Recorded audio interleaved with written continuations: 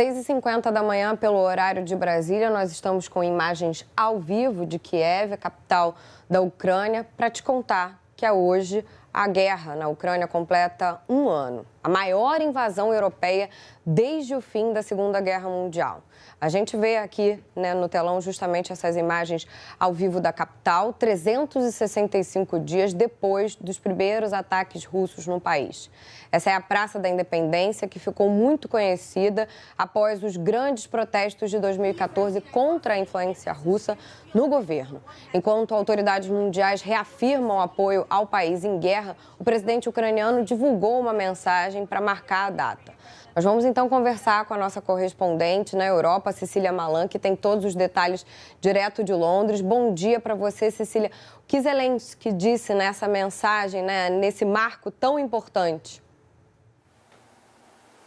Bom dia, Bárbara. Bom dia a todos.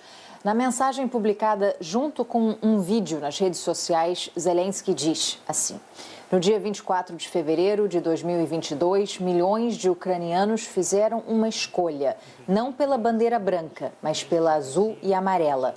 Não fugimos, não nos rendemos. Vale a pena lutar por cada amanhã. Foi um ano de dor, tristeza, fé e união. E este ano permanecemos invencíveis. 2023 será o ano da nossa vitória. Palavras fortes de um líder que virou símbolo de resiliência e coragem e que já rodou o mundo denunciando as atrocidades cometidas pelo regime russo. Zelensky também agradeceu aos militares, médicos, voluntários e parceiros estrangeiros. Daqui a pouco, uma cerimônia em Downing Street, sede do governo britânico, vai reunir o primeiro-ministro Rishi Sunak e militares num minuto de silêncio. Uma demonstração de apoio nacional a todos os ucranianos na luta contra a Rússia. Sunak também terá logo mais uma reunião virtual com os líderes do G7, as 7 democracias mais ricas do mundo. Zelensky participa desse encontro. Ontem, a Assembleia Geral da ONU aprovou por ampla maioria aquela resolução de paz para a Ucrânia. 141 dos 193 países membros votaram a favor, placar idêntico de uma resolução similar aprovada em março do ano passado, mas com uma diferença: a inclusão de um parágrafo sugerido pelo Brasil que reitera a demanda de que a Federação Russa retire as tropas do território ucraniano de forma imediata, completa e incondicional. Várias manifestações vêm se espalhando ao redor do mundo. Aqui em Londres, uma multidão se reuniu na Trafalgar Square carregando bandeiras ucranianas. Em Paris, a Torre Eiffel foi iluminada com as cores azul e amarelo da bandeira, assim como a sede da União Europeia em Bruxelas, na Bélgica. Ursinhos de pelúcia foram colocados do lado de fora de algumas instituições europeias como forma de condenar o sumiço e a adoção forçada de crianças ucranianas pela Rússia. Outras vigílias também pró-Ucrânia foram registradas em Nova York, nos Estados Unidos, e em Sydney, na Austrália. Bárbara. Cecília, e a gente sabe que essa guerra tem tantos impactos em tantos setores, inclusive na cultura ucraniana. A Unesco pediu o fim imediato de ataques ao patrimônio do país, que está destruído,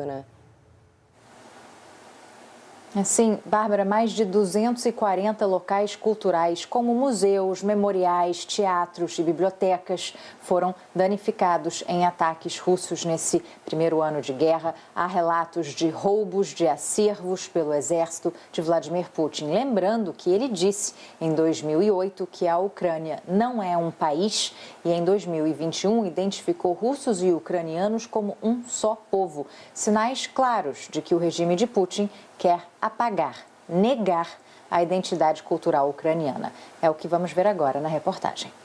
Pode parecer uma missão menos nobre do que salvar vidas, mas a preservação cultural é uma tentativa de manter vivo o passado. Segundo o presidente Volodymyr Zelensky, as tropas de Vladimir Putin têm ordens para apagar a história da Ucrânia.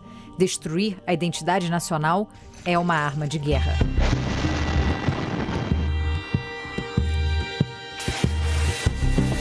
O governo russo sempre diz que não mira em civis e nunca admitiu atacar a cultura ucraniana. Mas, assim como a infraestrutura de energia virou alvo dos bombardeios russos, museus e centros culturais também foram danificados e, muitas vezes, saqueados.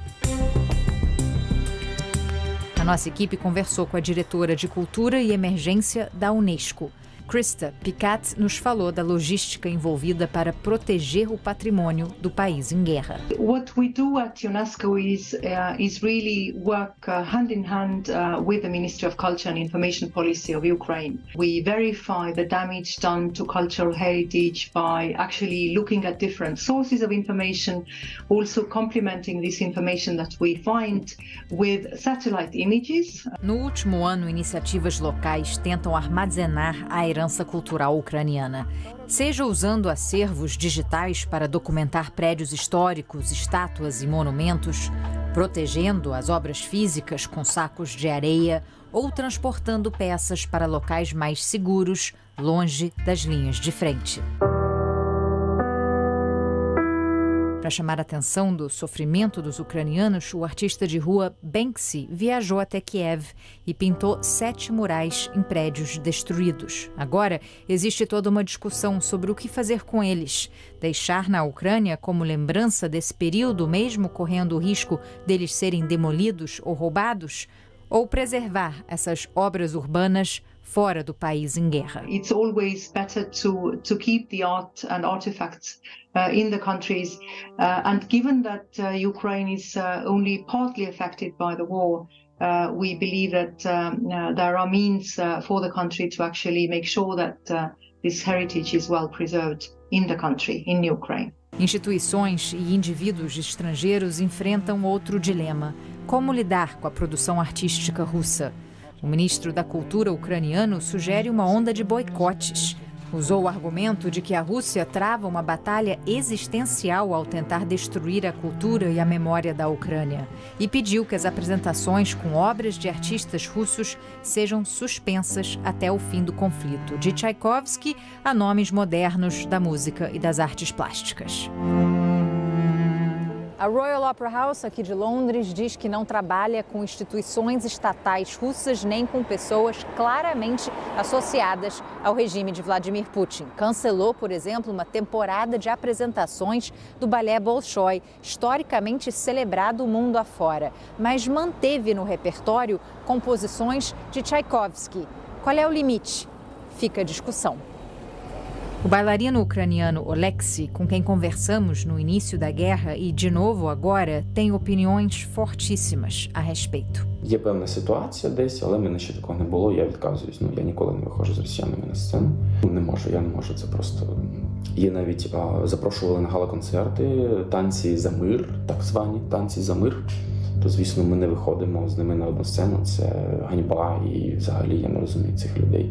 Num primeiro momento, Oleksiy se alistou ao batalhão médico em Kiev. Agora, envia o dinheiro que ganha dançando pela Europa para as forças armadas do seu país. Quem não está no fronte tem o dever de ajudar, ele diz. A mulher dele, bailarina também, deixou a Ucrânia com o filho do casal. Vivem hoje na Itália, mas diz que sonha em voltar para casa. Ми тільки налаштовані на те, щоб повертатися додому і відновлювати нашу любиму Україну і вкладати свої знання, свій досвід, який ми, наприклад, взяли тут, вкладати тільки в розвиток нашої держави. Do filho, nada escondem. Querem que ele saiba o preço da liberdade.